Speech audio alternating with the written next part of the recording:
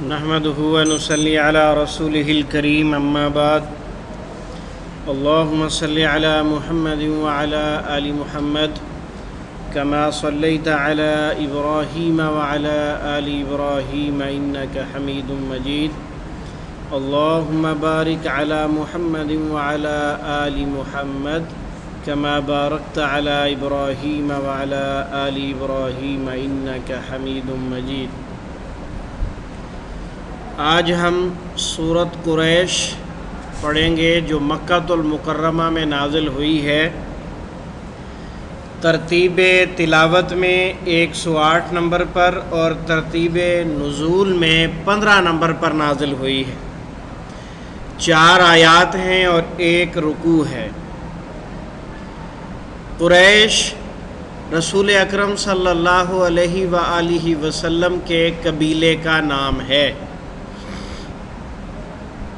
یہ ابتدائی صورتوں میں سے ہے اور اس صورت میں اللہ سبحانہ و تعالی نے قریش کو مخاطب کر کے انہیں دعوت عبادت دی ہے، ایمان لانے کا کہا ہے، اور ایمان لانے کے لیے رب العزت نے اپنے احسانات بھی گنوائے ہیں کہ اے قریشیو، تمہاری عزت بیت اللہ کی وجہ سے ہے، بیت اللہ کہ تم متولی ہو، اس کے نظام کو چلانے والے ہو، اس وجہ سے تمہاری عزت ہے۔ حالانکہ عرب معاشرہ جو ہے وہ جن حالات میں رسول اکرم صلی اللہ علیہ وآلہ وسلم بحیثیت رسول تشریف لائے، اس وقت عرب کا معاشرہ انتہائی برا تھا۔ لوگوں کا روزگار اور معیشت ڈاکے تھے، رہزنی، چوریاں، ڈاکے، ڈکیتیاں، قتل، یہ ان کی معیشت تھی، اور تجارتی قافلوں کو بھی لوٹ لیا جاتا تھا۔ قریش کا کاروبار تجارت تھی، ایک سفر وہ یمن کی طرف کرتے تھے اور ایک سفر وہ شام کی طرف کرتے تھے، ایک سردیوں میں ایک گرمیوں میں، تو وہ ایک چکر جو ہے ان کے 6 مہینے کی روٹیاں پوری کر دیتا، اور ان کے قافلوں کو کوئی بھی نہیں لوٹتا تھا۔ کیوں؟ یہ حرم کے متولی ہیں، یہ بیت اللہ کے رکھوالے ہیں، اور حتیٰ کہ اتنی زیادہ عزت دی اللہ رب العزت نے ان کو کہ اگر یہ کسی کو امن کا خط لکھ کے دے دے کہ یہ ہمارے دوست ہیں، ان کو آپ نے کچھ نہیں کہنا، تو ان کے قافلے کو بھی نہیں لوٹا جاتا تھا، اتنا زیادہ احترام کیا جاتا تھا۔ تو رب العزت نے اس صورت میں اپنے احسانات گنوانے کے بعد ارشاد فرمایا کہ جس کی وجہ سے تمہاری عزت ہے تو تمہیں عبادت بھی اس رب کی کرنی چاہیے۔ تمہاری عزت بیت اللہ کی وجہ سے ہے اور تمہیں عبادت بھی اسی کی کرنی چاہیے۔ آئیے ہم دیکھتے ہیں اللہ رب العزت نے سورۃ قریش میں اہل مکہ سے کیا باتیں کی ہیں۔ بسم اللہ الرحمن الرحیم، اللہ کے نام کے ساتھ شروع کرتے ہیں جو بڑا مہربان انتہائی رحم کرنے والا ہے۔ لِإِيلَافِ قریش، لفظ ایلاف جو ہے یہ نکلا ہے الفت سے۔ الف اور الفت تالیف قلب ہماری زبان میں استعمال ہوتا ہے، تالیف قلب اور تالیف کتاب دونوں استعمال ہوتے ہیں۔ الف اور تالیف، اس کا مفہوم ہوتا ہے منتشر چیز کو جمع کرنا، منتشر چیز کو، بکھری ہوئی چیز کو جمع کرنا۔ تو تالیف کتاب کیا ہوتی ہے؟ مختلف چیزوں کو اکٹھا کر کے جوڑ دیا جاتا ہے۔ تو اللہ رب العزت فرماتے ہیں لِإِيلَافِ قریش، قریش کے دل میں محبت ڈالنے کے لیے، قریش کے دل میں محبت ڈالنے کے لیے۔ یہ قریشی جو تھے آپ صلی اللہ علیہ وسلم کے اعلان نبوت سے پہلے آپ صلی اللہ علیہ وسلم کے جد اعلیٰ قصی، آپ کی جو ہے پردادوں میں سے، اس نے یہ خیال کیا کہ قریش بکھرے ہوئے ہیں، انہیں اکٹھا کر دیا جائے۔ تو اس نے جو ادھر ادھر رہنے والے تھے سب کو لا کے جو ہے نا مکہ میں آباد کر دیا، اور جب وہ اکٹھے ہو گئے تو اس وجہ سے بھی انہیں مزید عزت ملی ہے۔ تو اللہ رب العزت فرماتے ہیں کہ قریش کی ہم نے لوگوں کے دلوں میں محبت ڈال دی، لِإِيلَافِ قریش، محبت ڈالنے کے لیے قریش کے دل میں، ایلافہم، ان کے دل میں محبت ڈالنے کے لیے، ایلافہم کے آخر میں جو ہم استعمال ہوا ہے یہ دراصل ہم تھا، پڑھنے میں آسانی پیدا کرنے کے لیے یہ ہم ہو گیا ہے، اور اس کا ترجمہ اسم کے ساتھ ان کا، ان کی، ان کے یا اپنا اپنی اپنے کیا جاتا ہے۔ ایلافہم، ان کے دل میں محبت ڈالنے کے لیے، رحلہ، رحلت سفر کو کہتے ہیں، رحلہ سفر، سفر پر، اور رحلہ کے آخر میں جو گولتا آپ کو نظر آ رہی ہے یہ آپ نے پڑھی ہوئی ہے، گولتا الف اور لمبی تا یہ مؤنث کی علامتیں ہیں، ان کا الگ ترجمہ ممکن نہیں ہوتا۔ الشتا نیا لفظ ہے، اس کا معنی سردی ہوتا ہے، اور واو کا معنی اور ہے، الصیف کا معنی گرمی۔ الصیف اور شتا دونوں نئے لفظ ہیں، ذہن میں رکھیے گا۔ تو فرمایا گرمیوں اور سردیوں کے سفر میں ہم نے تمہاری، جو تم تجارت کے لیے سفر کرتے ہو، لوگوں کے دلوں میں ہم نے تمہاری محبت ڈال دی ہے۔ تو یہ کیوں ہے؟ یہ اس بیت اللہ کی وجہ سے ہے۔ فَلْيَعْبُدُوا، پس چاہیے کہ عبادت کریں۔ فَلْيَعْبُدُوا میں فا کا معنی پس ہو گیا، اور جو لام ساکن آپ کو نظر آ رہا ہے یہ فَلْيَعْبُدُوا میں، یہ درمیان میں نیلے رنگ میں لام ساکن، یہ لامز لی تھا۔ جب اس سے پہلے واو یا فا آ جائے تو لی پر بھی جزم آ جاتی ہے، لامز لی پر بھی جزم آ جاتی ہے، یہی اس کی نشانی ہے کہ یہ لامز لی تھا۔ واو اور فا جب اس سے پہلے آ جائیں، جیسے یہ فا آئی ہوئی ہے تو اس لامز لی کے اوپر بھی جزم آ جاتی ہے۔ تو اس کا ترجمہ کرتے ہیں چاہیے کہ، عام طور پر تو لی کا معنی کے لیے ہوتا ہے نا، جیسے الحمدللہ میں ہے، لہٰذا میں ہے، تو اس لامز لی کا معنی ہوتا ہے چاہیے کہ۔ یعبدو، یا کا معنی وہ، اور آخر میں واو الف جمع مذکر کی علامت آ گئی۔ فَلْيَعْبُدُوا، پس چاہیے کہ وہ سب عبادت کریں۔ عبد، عابد، معبود، عبادت اردو میں استعمال ہوتا ہے۔ رب ھذا البیت، ھذا اردو میں استعمال ہوتا ہے، ھذا من فضل ربی، لہذا، تو رب ھذا البیت، چاہیے کہ عبادت کریں اس رب کے، اس گھر کے رب کی، اس گھر کے رب کی۔ وہ کون رب ہے؟ الذی، جس نے اطعمہم، کھلایا انہیں، اطعمہم، کھلایا انہیں۔ یہ حمزہ جو ہے اس کا معنی میں نہیں ہے، یا تا حمزہ نون میں آپ نے پڑھا نا، حمزہ کا معنی میں ہوتا ہے۔ حمزہ کے اور بھی معنی استعمال ہوتے ہیں، ان میں سے ایک یہاں استعمال ہوا ہے، اور وہ ہے کہ یہ حمزہ فعل کے شروع میں آیا ہے، اور اس میں فعل کے معنی میں تبدیلی پیدا ہوتی ہے۔ کیسے؟ مثلا نازلہ، وہ اترا، انزلہ، اس نے اتارا، نازلہ میں خود اترا تھا، انزلہ کسی اور کو اتارا ہے، تو معنی میں، مفہوم میں تبدیلی پیدا ہوئی۔ تو یہ تبدیلی پیدا کرنے والا حمزہ ہے، فعل کے معنی میں تبدیلی لانے والا حمزہ ہے۔ تو اس کا ترجمہ میں نہیں ہے، بلکہ اس کا ترجمہ ہے کھلایا۔ طعمہ، خود کھایا، اطعمہ، کسی اور کو کھلایا۔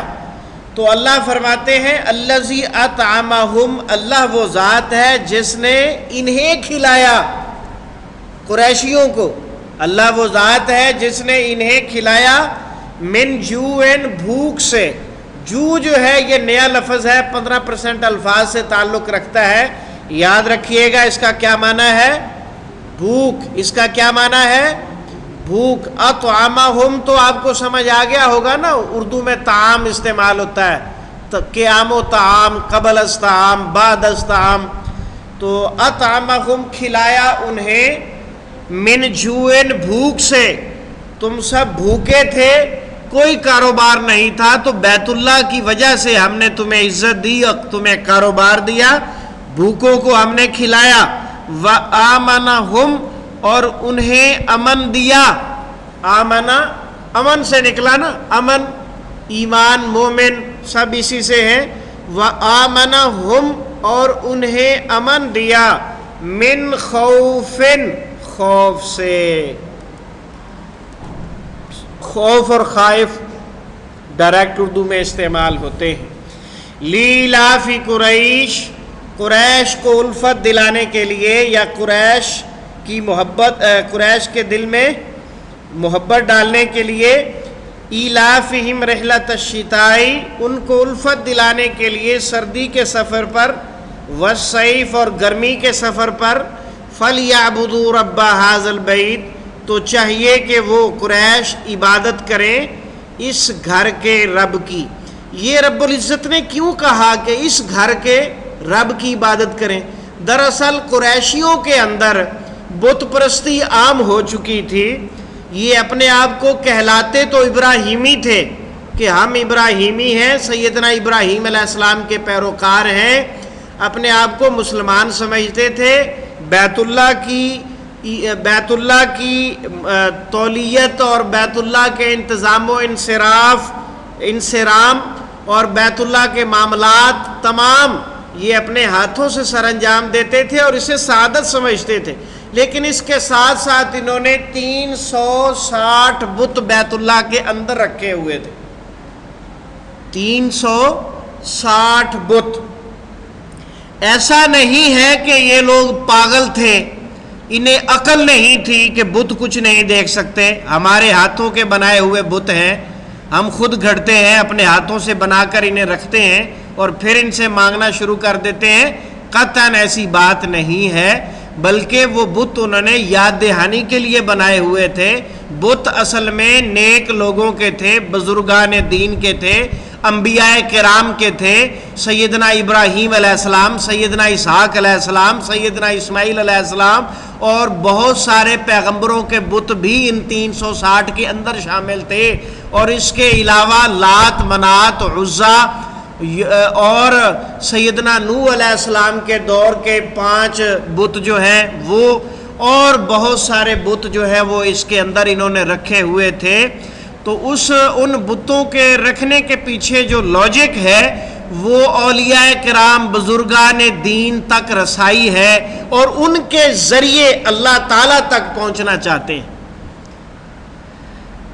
اس لیے جب ان سے پوچھا جاتا کہ تم ان کی پوجا پاٹ کیوں کرتے ہو، ان کے آگے جا کے تم دعائیں مانگتے ہو، ان کے تم ذبیحے دیتے ہو، ان کے لیے نظر و نیاز دیتے ہو، تو ایسا کیوں کرتے ہو؟ تو وہ باقاعدہ اس بات کا جواب دیا کرتے تھے، ہؤلاء شفعاؤنا عند اللہ. یہ قرآن مجید کے الفاظ آپ کو سنا رہا ہوں جو رب العزت نے اہل مکہ کے الفاظ نقل کیے ہیں قرآن مجید میں. اللہ تعالیٰ فرماتے ہیں کہ یہ جواب دیتے تھے، ہؤلاء شفعاؤنا عند اللہ، یہ اولیاء کرام، یہ بزرگان دین، یہ انبیاء کرام، یہ ہمارے سفارشی ہیں اللہ تعالیٰ کے ہاں. اور اللہ رب العزت نے یہ بھی بتایا کہ عباد امثالکم، جن کی تم پوجا پاٹ کر رہے ہو، جن کے آگے تم نظریں نیازیں دے رہے ہو، جن کو تم پکار رہے ہو، سور رہے ہو، جن کو اپنی دعاؤں میں یاد کر رہے ہو، جن کو واسطہ اور وسیلہ بنا رہے ہو، عباد امثالکم، تمہارے جیسے انسان ہیں. جیسے تم مجبور لاچار ہو ایسے یہ مجبور لاچار ہے، جیسے تم میرے بندے ہو ویسے یہ میرے بندے ہیں. تو اللہ سبحانہ و تعالیٰ نے انہیں یہ دعوت دی ہے کہ ان بتوں کو جو ہے یہاں سے ہٹا کر ایک اللہ کی عبادت کرو، کیونکہ اس اللہ نے تمہیں بھوک سے کھانا کھلایا اور اسی نے تمہیں امن دیا ہوا ہے اور اسی کی رحمتوں سے تمہارے یہاں رزق کی فراوانی ہے. حالانکہ باقی عرب لوگ جو ہیں وہ بھوکے مرتے تھے، چوریاں اور ڈاکے ڈالتے تھے، اور تم ایک چکر لگاتے تھے، 6 مہینے کی روٹیاں تمہاری پوری ہو جاتی ہیں. تو اللہ رب العزت نے یہ انہیں دعوت دعوت توحید دی ہے اور انہیں کہا ہے کہ اللہ سے ڈرو اور ایک اللہ کی عبادت کرو۔ الذی اطعمہم من جوع، اللہ وہ ذات ہے جس نے کھلایا انہیں بھوک سے اور امن دیا انہیں خوف سے۔ اب ہم ڈائریکٹ میتھڈ کی طرف چلتے ہیں کہ 65% الفاظ اردو میں کیسے استعمال ہوتے ہیں، بار بار کیسے ہوتے ہیں، اور یہ تو آپ ماشاءاللہ اچھی طرح اب جان پہچان گئے ہوں گے۔ لی ایلاف میں لامز لی جو ہے اس کا معنی کے لیے ہے، اور یہ اردو میں استعمال ہوتا ہے الحمدللہ، تمام تعریفیں اللہ کے لیے ہے، لہذا اس لیے۔ تو ایلاف کس سے نکلا جی؟ ایلاف الفت سے، الف اور الفت، قریش قبیلے کا نام ہے، قریشی ہاشمی ہم کہتے ہیں۔ لیلاف قریش، قریش کی محبت لوگوں کے دلوں میں ڈالنے کے لیے۔ ایلافہم رحلۃ الشتاء والصیف، ایلاف الفت سے ہے، ہم بار بار آنے والوں میں سے، رحلہ رحلت فرما جانا، سفر کر جانا، شتاء سردی، الصیف گرمی، یہ دو لفظ نئے ہیں۔ فَلْيَعْبُدُوا میں فا اور لام ساکن جو دراصل لامز لی ہے جس کا معنی چاہیے کہ ہوتا ہے، یہ بار بار آنے والوں میں سے۔ یعبدو عابد، عبادت، معبود رب، رب کائنات، ربوبیت، مربی، ھذا من فضل ربی، لہذا، اور البیت بیت اللہ الحرام، ہاں جی بیت المقدس، الذی بار بار آنے والوں میں سے، اطعمہ کھانے کھلانے کے معنی میں، بتائیے کیا لفظ بولیں گے اردو میں؟ طعام، قیام و طعام، اور قبل از طعام، بعد از طعام، یہ دوائی کھانے کے لیے حکیم حضرات عام طور پر کہا کرتے ہیں۔ من بھی اردو میں استعمال ہوتا ہے، کیسے؟ من جانب، من حیث القوم، من و عن، اظہر من الشمس وغیرہ۔ جو نیا لفظ ہے، یہ آج کے ہمارے سبق میں کل 3 الفاظ ہیں جو آپ نے یاد کرنے ہیں، اور آپ کو ماشاءاللہ یہ 4 آیات کی صورت یاد ہو جائے گی۔ الشتاء سردی، الصیف گرمی، جو بھوک، وآمنہم اور واو کا معنی اور، یہ تو آپ اچھی طرح جانتے ہیں، مال و دولت، عفو و درگزر، شان و شوکت، 2 لفظوں کے درمیان واو کس کا معنی دیتی ہے؟ اور کا۔ آمنہ کس سے نکلا؟ امن سے۔ آمنہ کس سے نکلا؟ امن سے، اور ہم بار بار آنے والوں میں سے، وآمنہم اور انہیں امن دیا، من خوف، خوف سے۔ سبحانک اللہم و بحمدک، اشہد ان لا